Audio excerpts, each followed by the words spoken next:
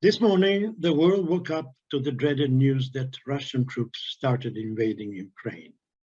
Although expected, this is the beginning of a dangerous course of events which can degenerate into the unthinkable. Russian troops have hit military installations and Kyiv's airport with the inevitable first casualties. Here in Dublin this morning, Ukrainians gathered outside Leinster House, the Irish Parliament of Ireland, and outside the Russian embassy to stage anti-Putin demonstrations. We were at Leinster House to get reactions from some demonstrators.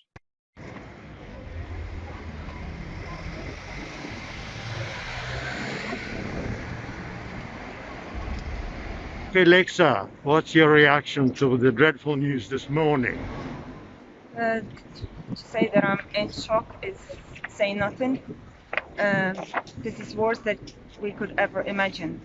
Of course, our country is partially occupied by Russian aggressor since 2014, and the hope that the full invasion and the war would not start was up until the last minute, up until this morning when I woke up from the message that my city is being bombed. So this is unexpected. This isn't. This is the act against the nation and against the humanity. Thank you. Well, Alexei, what your reaction? The worst things unfortunately happen. So no diplomatic measures which were taken, really completely outstanding diplomatic measures, nothing saved from war being started. So now Ukraine is not going to surrender, although many cities are bombed, even cities far from the front line, they are bombed by long-range missiles.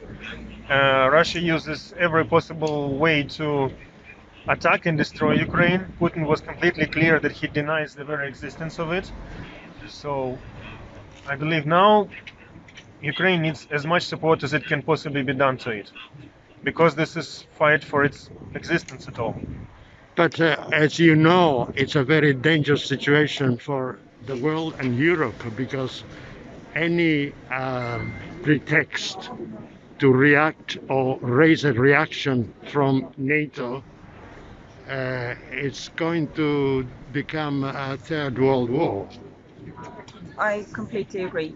Today they entered. There is a danger, isn't it? Today they entered my home. Tomorrow they'll be entering other homes, and European nation needs to understand this and take this into account.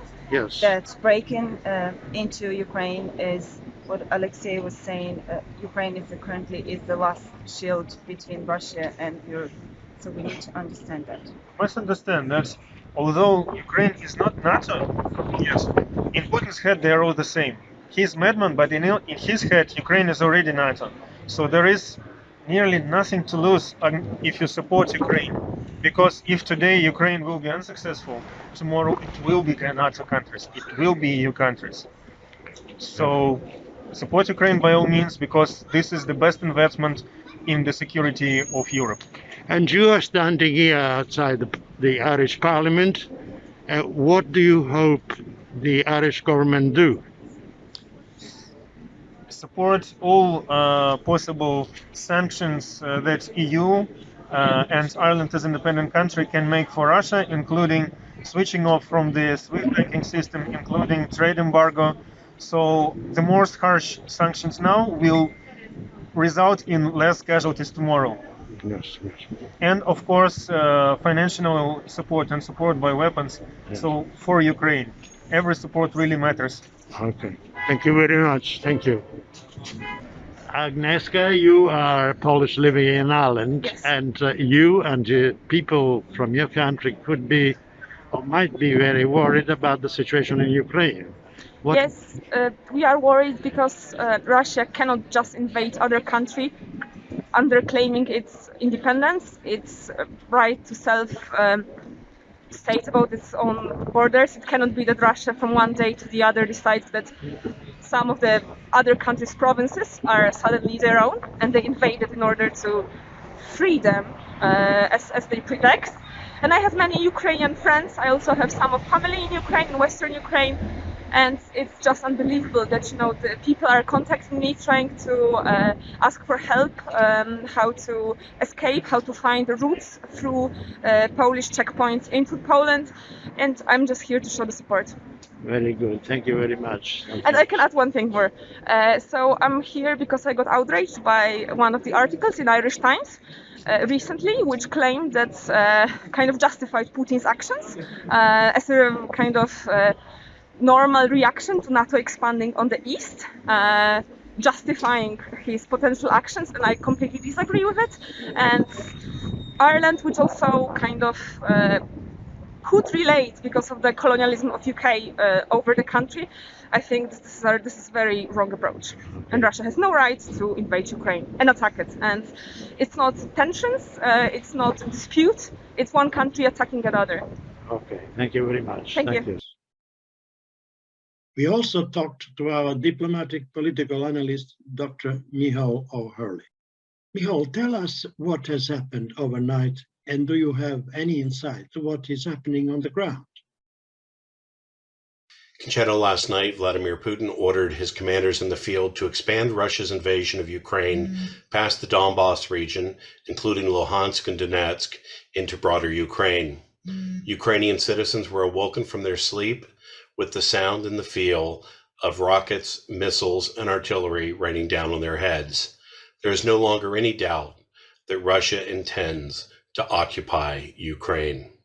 Conditions on the ground are, as expected, chaotic.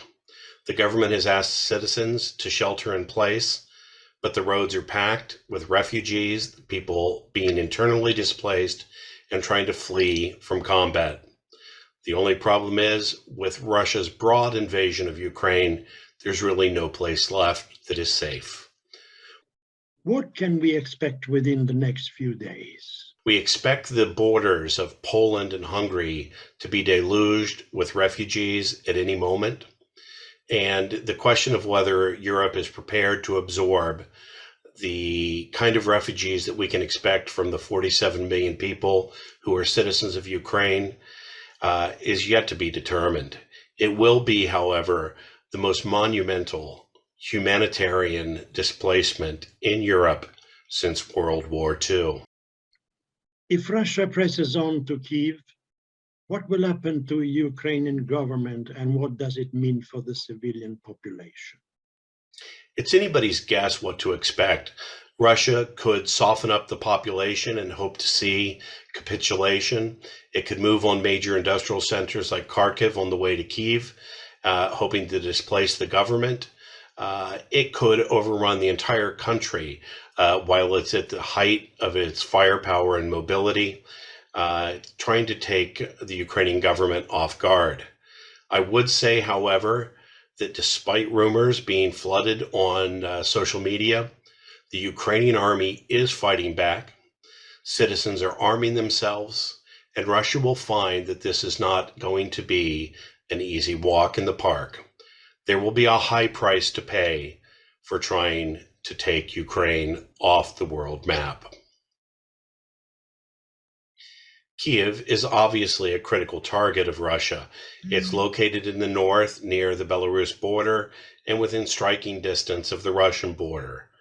If the government in Kyiv decides to evacuate, I'm sure they have plans in place for a continuity of government, to give command and control to the military, and be a further assistance to the civilian population.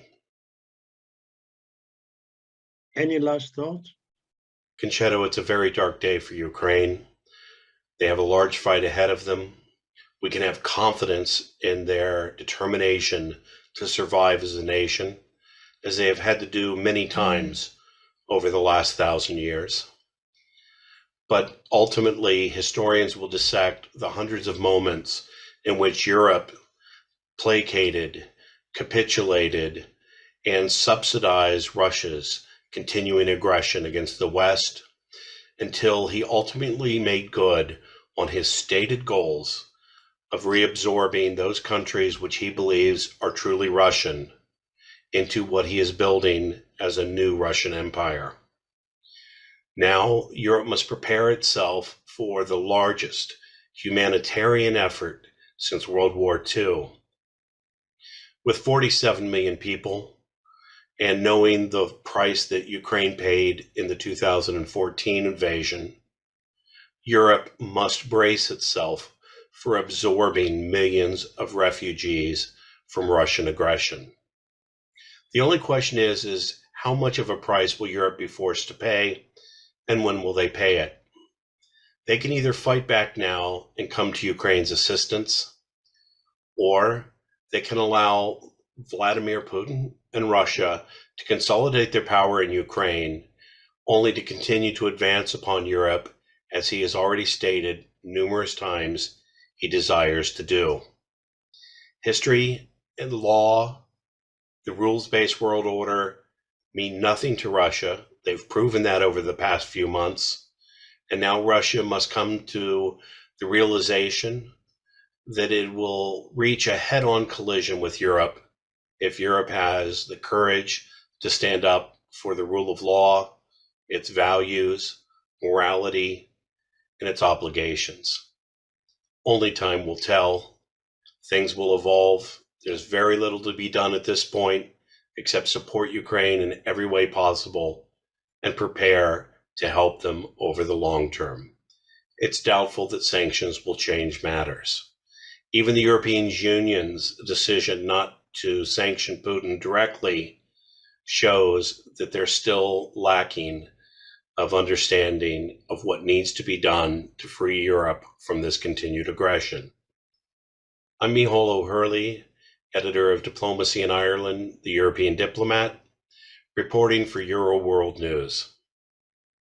Finally, we got a reaction from Konstantin Gurchev, a Russian professor of economics at the University of Northern Colorado, USA. Dear Concerto, thanks for inviting me to contribute my views to your show today on this matter of Ukraine and the Russian alleged invasion in Ukraine. Before we go into any analysis at this stage, it is absolutely and undeniably clear that Russia is violating territorial integrity of the sovereign Ukrainian state. This week's decisions by the Russian Duma and that were reaffirmed by Kremlin yesterday make this clear even before Russian troops cross into the Ukrainian territory. This is unacceptable. This is unacceptable from international legal perspective. It is also a prescription for humanitarian disaster, and it is a major mistake from the longer term view of Russia's own interests in geopolitical and economic spheres. From what I know, Ukraine took no steps that were provocative towards Russia and Russian security. There was no major escalation of violence in the eastern breakaway regions of Ukraine, no provocations against Russian forces that took place. In fact, Ukrainian forces have been very cautious during this whole period of buildup of tensions, not to provoke Russian forces. The longer-term security threat of NATO expansion was a matter of diplomatic discussions, which were a positive step in the right direction, initiated by Russia under, of course, the threat of military buildup on the borders of Ukraine. But nonetheless, it was a positive development, at least to have this diplomatic discussion started. This is now derailed, and Russia is far worse off because of this derailment. In recent days, we heard from Moscow official statements referring to historical Russian territories and populations aligned with the borders of the Russian Empire circa 1916, 1917. This is a scary conversation from my perspective, knowing the history of Russia, knowing the history or subsequent history of the Soviet Union as well. There's absolutely no legitimate or socioeconomic claim to the need for or legitimacy of restoration of such borders. Even the talk of this is amplifying Russia's neighbors' fears and concerns about their security. It's pushing Russia farther and farther away from Europe and from the advanced economies in terms of its economic development models, in terms of its access to markets, in terms of its social developments, cultural developments, and so forth. In a way, even a conversation about restoration of the Russian Empire borders in today's context is pushing Russia backwards rather than forwards. It's a mistake from the point of view of pursuing the strengthening of Russian society and the Russian state, but it also, of course, a major threat to the neighbors of Russia.